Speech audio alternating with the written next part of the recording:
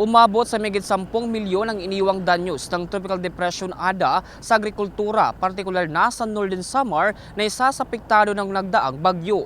Ayon kay Department of Agriculture Regional Office 8 o sa Regional Director Rodel Macapañas, ayon sa kanilang ginawang assessment, pagkatapos manalasa ng bagyo, halos 800 hectares ang apektado na sa taniman ng palay, kung saan may mga bagong katatanim pa lang na mga seedling ang nalunod sa tubig baha. Dagdag pa ni Macapañas, apektado rin ang mga pananim sa Bubon, Las Navas, Catarman, Katubig at Mondragon, Northern Samar.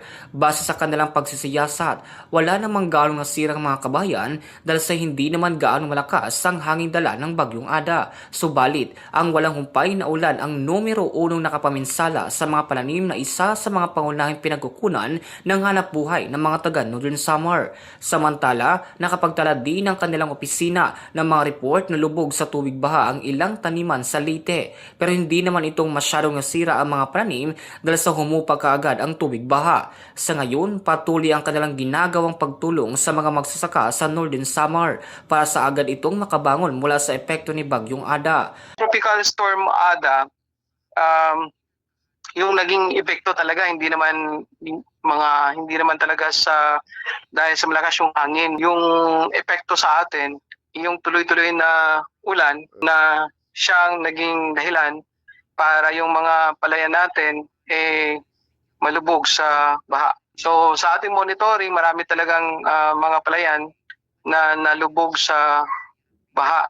Yung pinakamalaking incurred na damage, maabot ho ng mga around 800 hectares dito po sa rice, totaling 10 million, around 10 million total aggregate na damage valued in pesos. Ang pakikipagpanayam ng Bomboray Tacloban kay Department of Agriculture Regional Office 8 o sa Regional Director Rodel Macapañas. At mula dito sa impila ng Bomboray Tacloban, ito si Bombo Jake Pagipo, and this is Bombo Radio Philippines, the #1 and most trusted source of news and information, Basta Radio, Bombo!